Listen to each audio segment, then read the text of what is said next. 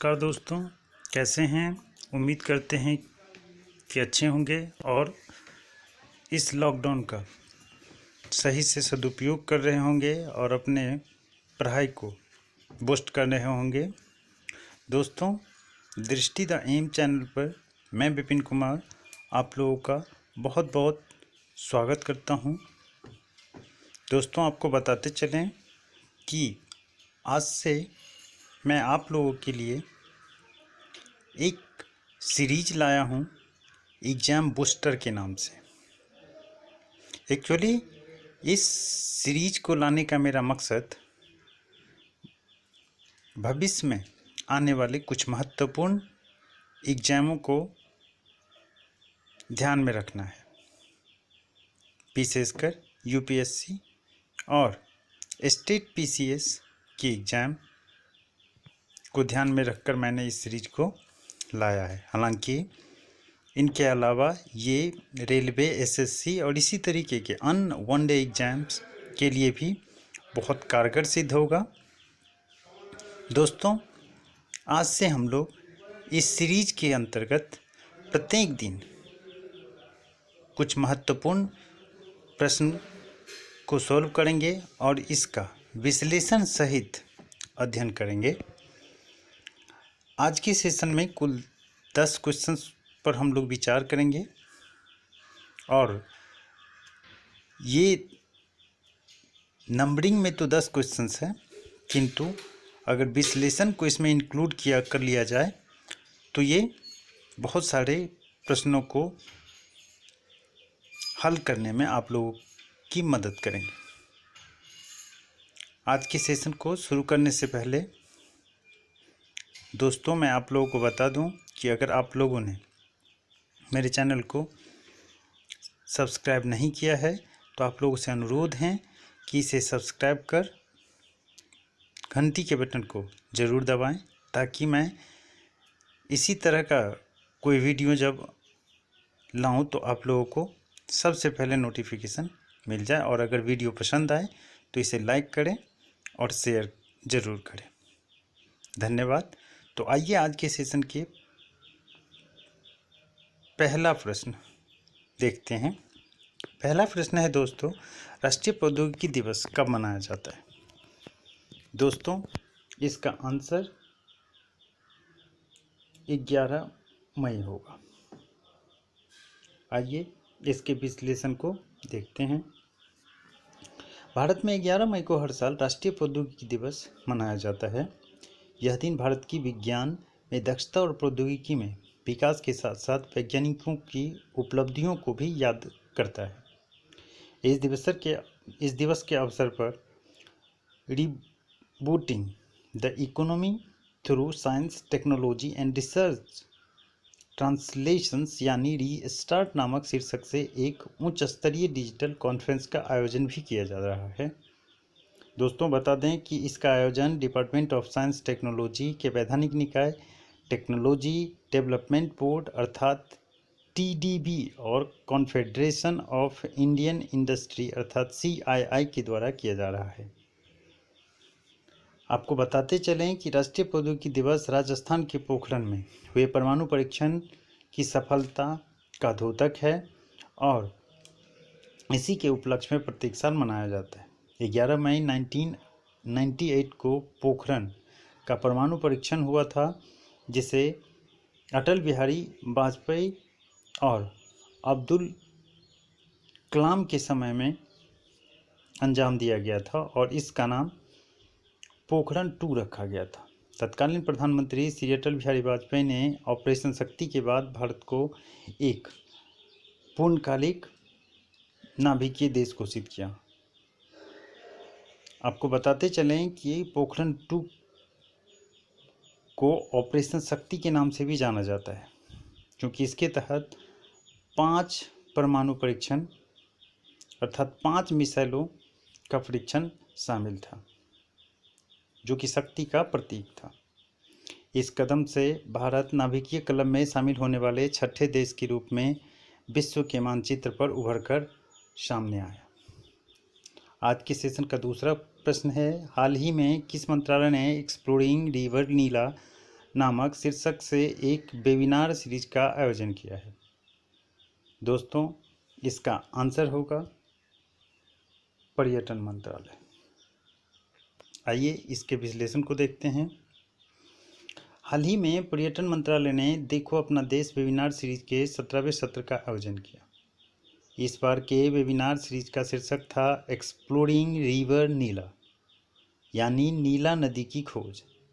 नीला नदी को भारतपुंजा के नाम से भी जाना जाता है। इस वेबिनार के जरिए इस नदी के तटीय क्षेत्र में कम ज्ञात शहरों और गांवों के बारे में जानकारी दिया गया है। आपको बता दें कि देखो अपना देश वेबिनार सीरीज का मकसद घरेलू पर्यटन को बढ़ावा देना है। आज के सेशन का तीसरा प्रश्न देखते हैं। निम्नलिखित में से किसने इलेक्ट्रॉनिक गैजेट्स, कागजों और करेंसी नोटों को सैनिटाइज करने के लिए डिफेंस रिसर्च अल्ट्रावायलेट सैनिटाइजर अर्थात ध्रुव्स को विकसित किया है? दोस्तों, बता दें कि इसका आंसर ऑप्शन डी होगा, DRDO। आइए इसके विश्लेषण को देखते हैं। हाल ही में DRDO ने डिफेंस रिसर्च अल्ट्रावायलेट सैनिटाइजर ध्रुव्स नामक एक स्वचालित अल्ट्रावायलेट सिस्टम विकसित किया है। आपको बता दें कि इस सिस्टम को DRDO की हैदराबाद स्थित प्रमुख प्रयोगशाला रिसर्च सेंटर इमरात RCI द्वारा अपनाया गया है। इस अल्ट्रावायलेट सिस्टम को विकसित करने का मकसद इलेक्ट्रॉनिक गैजेट्स, कागजों और करेंसी नोटों को सैनिटाइज करना है। इस सिस्टम के जरिए mobile phone, iPad, laptop, currency note, cheque, चालान, पासबुक, कागज़, लिफाफे इत्यादि को आसानी से और बड़ी सुलभता से सैनिटाइज किया जा सकेगा। इसके अलावा रिसर्च सेंटर इमरात ने एक स्वचालित करेंसी सैनिटाइजर डिवाइस भी विकसित किया है। इस उपकरण का नाम रिसर्च सेंटर इमरात ने नोट्स क्लीन रखा है। आइए आज के सेशन का चौथा प्रश्न देखते हैं। टोडा जनजाति का संबंध निम्नलिखित में से किस पहाड़ी से है? दोस्तों, टोडा जनजाति की बात करें तो इसका आंसर होगा ऑप्शन सी, नीलगिरी पहाड़ी। आइए इसके विश्लेषण को देखते हैं। कोविड-19 के खिलाफ लड़ाई में टोडा कासीदेकारी मास्क काफ़ी चर्चा में है। आपको बता दें कि नीलगिरी की लगभग 100 से अधिक महिलाओं और देशज टोडा कारीगरों ने स्थानीय निवासियों, पुलिस और सैनिटरी वर्कर्स के लिए हजारों स्टाइलिश और कढ़ाई वाले मास्क बनाए हैं। कपड़े से बने इन मास्क में टोडा कलाकारी से एम्ब्रॉयडरी की गई है। एक मास्क की कीमत लगभग रुपया 250 है। आपको बता दें कि नीलगिरी को द ब्लू माउंटेन्स के नाम से भी जाना जाता है। इसके अलावा आपको बता दें कि तमिलनाडु के नीलगिरी जिले में टोडा, कोटा, कुरुम्बा, इरूला, पनियान और कटून इक्कन जनजातियां निवास करती है। भारत सरकार ने इन 6 जनजातियों की पहचान प्राइमिटिव ट्राइबल ग्रुप्स अर्थात PTGS के रूप में की है। नीलगिरी के जंगल इंड जनजातियों के घर के रूप में जाना जाता है। आपको बता दें कि इन 6 समूहों में टोडा जनजाति के लोग कासीदेकारी के लिए काफ़ी मशहूर हैं। आइए आज के सेशन का अगला प्रश्न देखते हैं। निम्नलिखित में से किस मिशन के तहत भारतीय नौसेना का जहाज Kesari Maldives, Mauritius, Seychelles, Madagascar और कोमोरोस के लिए रवाना हुआ है? दोस्तों, आपको बता दें कि इसका आंसर होगा मिशन सागर। इसके विश्लेषण को देखते हैं। हाल ही में भारतीय नौसेना के जहाज केसरी को मालदीव, मॉरिशस, सेशेल्स, मेडागास्कर और कोमोरोस के लिए रवाना किया गया है। इसे मिशन सागर के तहत रवाना किया गया है। दोस्तों, आपको बता दें कि यह मिशन रक्षा मंत्रालय, विदेश मंत्रालय और भारत सरकार की अन्य एजेंसियों के समन्वय के साथ चलाया जा रहा है। खाद्य वस्तुओं, HCQ गोलियों सहित कोविड-19 से संबंधित दवाइयों और विशेष आयुर्वेदिक दवाओं और चिकित्सा सहायता दलों के साथ केसरी को रवाना किया गया है। भारत का यह कदम इस क्षेत्र में पहले रेस्पॉन्डर के रूप में भारत की भूमिका को इंगित करता है, जो कि एक सराहनीय कदम माना जाएगा। आइए आज के सेशन का छठा प्रश्न देखते हैं। निम्नलिखित में से कौन सा कथन सही नहीं है? नहीं को ध्यान में रखना है। दोस्तों आपको बता दें कि अगर सही नहीं है की बात करें तो इसका आंसर हो जाएगा ऑप्शन सी, क्योंकि चगताई तुर्क स्वयं को बाबर के सबसे बड़े पुत्र का वंशज नहीं मानते थे। आइए इसका सही आंसर क्या है उसको जानते हैं। मुगल दरबारी इतिहास फारसी भाषा में लिखे गए थे। दिल्ली के सुल्तानों के काल में फारसी साहित्यिक रचनाओं की भाषा के रूप में काफ़ी फली फूली थी। क्योंकि मुगल खुद को चगताई मूल का बताते थे, अतः तुर्क उनकी मातृभाषा हुआ करती थी। यही वजह है कि बाबर ने अपनी कविताएं और संस्मरण इसी भाषा में लिखे हैं। लेकिन अकबर ने फारसी को दरबार की मुख्य भाषा बनाया था। आपको बता दें कि चगताई तुर्क स्वयं को चंगेज खां के सबसे बड़े पुत्र का वंशज मानते थे, न कि बाबर के सबसे बड़े पुत्र का वंशज। आइए अगला प्रश्न देखते हैं। पुस्तक और उनके लेखक के संदर्भ में निम्नलिखित में से कौन सा युग्म गलत है? फिर से गलत है को ध्यान रखना है। पहला है अकबरनामा अबुल फजल। दोस्तों बता दें कि ये बिल्कुल सही है। दूसरा आलमगीरनामा मोहम्मद काजिम, ये भी सही है। तीसरा मुंतखाब उत तवारीख अब्दुल कादिर बदायूनी, ये भी सही है। तो बच गया ऑप्शन डी जो कि गलत है। क्योंकि आपको बता दें कि गुलबदन बेगम बादशाह नामा की रचना नहीं की थी। आइए देखते हैं कि इसका विश्लेषण क्या कहता है। मुगलों से जुड़ी कई पुस्तकें काफ़ी प्रसिद्ध हुई है जो मुगल शासकों के इतिहास को दर्शाती है। अकबरनामा की रचना लेखक अबुल फजल ने की थी, जिनकी पालन पोषण मुगल राजधानी आगरा में हुआ था। अकबरनामा को फारसी में लिखा गया है। वहीं आलमगीरनामा की रचना मोहम्मद काजिम ने की थी। आलमगीर दरअसल मुगल शासक औरंगजेब की एक पदवी थी।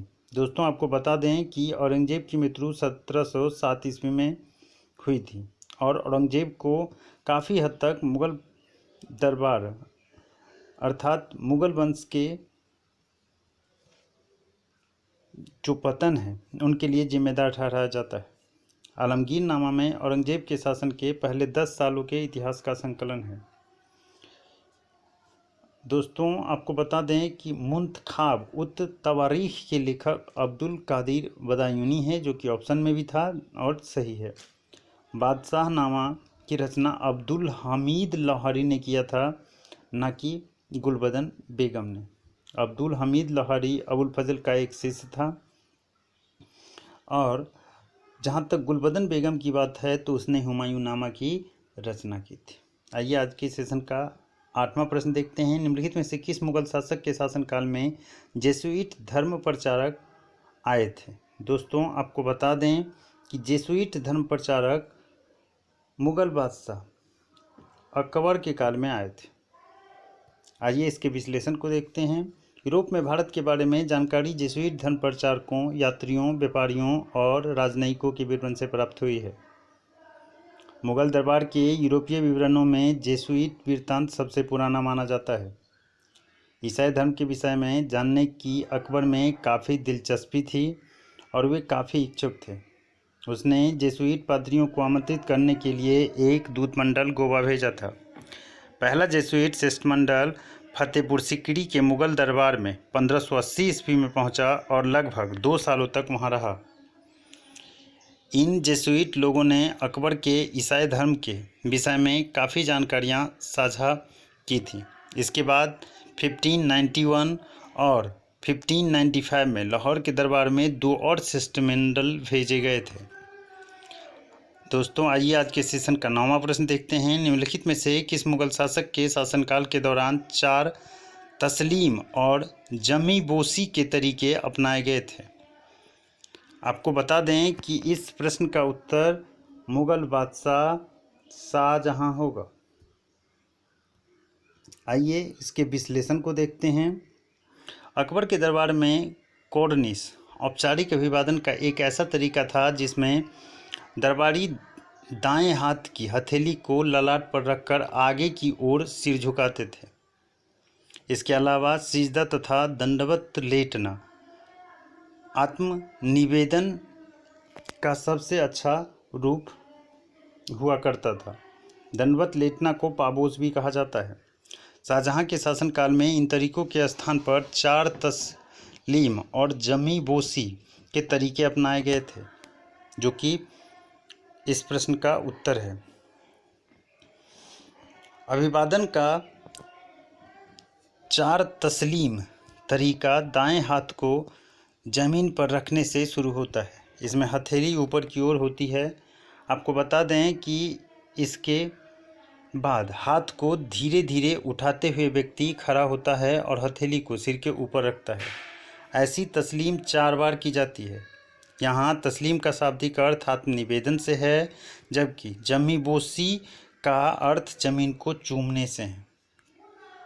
आइए आज के सेशन का 10वां और अंतिम प्रश्न देखते हैं। निम्नलिखित कथनों पर विचार कीजिए। रामायण का फारसी अनुवाद रज़्मनामा के रूप में किया गया है।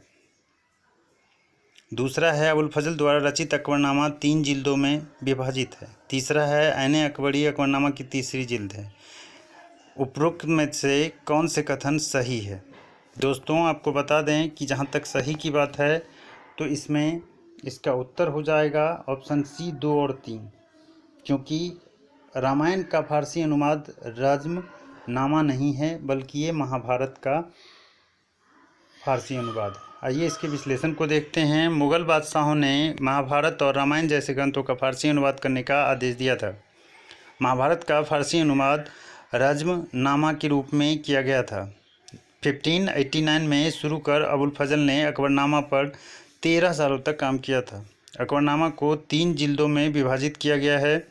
पहली जिल्द में आदम से लेकर अकबर के जीवन के 30 सालों तक का मानव जाति का इतिहास है। दूसरी जिल्द अकबर के 46वें शासनकाल पर ख़त्म होती है, जबकि ऐने अकबरी अकबरनामा की तीसरी जिल्द में जिक्र किया गया है। दोस्तों ये था आज का 10 प्रश्न। अब आप लोगों के लिए एक प्रश्न अभ्यास के लिए दे रहा हूं मैं। इसका जवाब आप लोगों को कमेंट बॉक्स में देना है कि इसका सही जवाब क्या होगा। ऐसे इस प्रश्न का सही जवाब मैं कल की जो इस सीरीज का अगला वीडियो होगा उसमें आप लोगों को बताऊंगा। प्रश्न है, हाल ही में किस संस्था ने कोविड-19 की एंटीबॉडी का पता लगाने वाली एलिसा नामक देश की पहली स्वदेशी किट विकसित की है? अब इनमें इसका आंसर क्या होगा ये आप लोगों को बताना है। तो आज के वीडियो को और सेशन को यहीं विराम देते हैं। तब तक के लिए अलविदा। कल फिर से मैं आप लोगों के समक्ष इसी तरह के अन्य वीडियो के साथ हाजिर होऊंगा।